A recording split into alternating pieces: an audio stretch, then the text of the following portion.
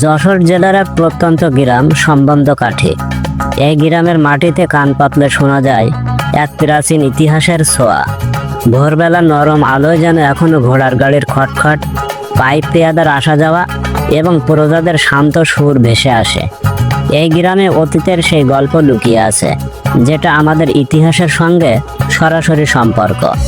সম্বন্ধকাঠি গ্রামের জমিদার ছিলেন আহমদ মোড়ল, যিনি 1800 সালের প্রথম দিকে ব্রিটিশ শাসকদের কাছ থেকে নিযুক্ত হন 17টি গ্রামের শাসক হিসেবে।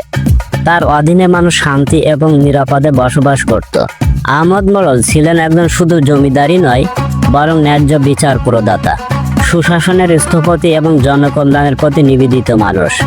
তিনি এলাকার রাস্তাঘাট সংস্কার, স্কুল, মাদ্রাসা প্রতিষ্ঠা এবং শিক্ষার প্রসারে বিশেষ মনোযোগ দেন।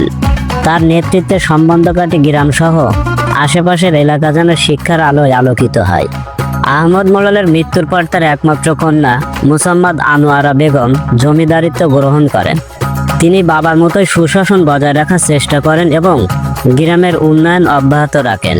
সম্বন্ধকাঠি গ্রামের মানুষের কাছে আহমদ মোড়ল ও তার কন্যার নাম এক রূপক হিসেবে আছে, যেখানে ন্যায়, শান্তি এবং শিক্ষার মেলবন্ধন ঘটেছে। আজকের সম্বন্ধকাঠি গ্রামের আয়তন প্রায় 2.07 বর্গ কিলোমিটার। এখানে ভোটার সংখ্যা প্রায় 3300 জন।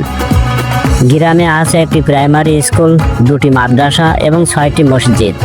তবে সবচেয়ে বড় গর্ব হলো জমিদার আহমদ মোড়লের রেখে যাওয়া ঐতিহ্য, পুরনো ভবন, ভগ্নাংশ প্রাচীর এবং সুশাসনের ইতিহাস। বর্তমানে আহমদ মোড়ল আর নেই, কিন্তু তার স্মৃতি এখনও এই গ্রামে বেঁচে আছে। তার মেয়ের নামে এখানে একটি মহিলা মাদ্রাসা রয়েছে, যা আজও শিক্ষার আলো ছড়াচ্ছে। আহমদ মোড়লের উত্তরসূরিরা এখনও 18 বিঘা জমির উপর বসবাস করছেন এবং জমিদারের ঐতিহ্য ধরে রেখেছেন।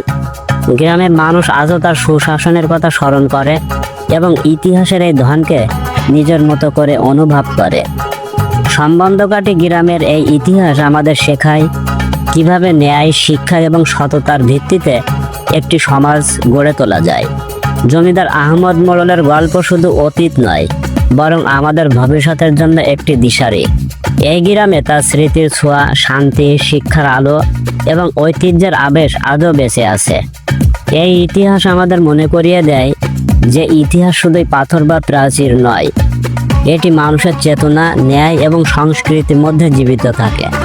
সম্বন্ধকাঠি জমিদার আহমদ মোড়লের গল্প সেই জীবন্ত ইতিহাসের এক উজ্জ্বল উদাহরণ।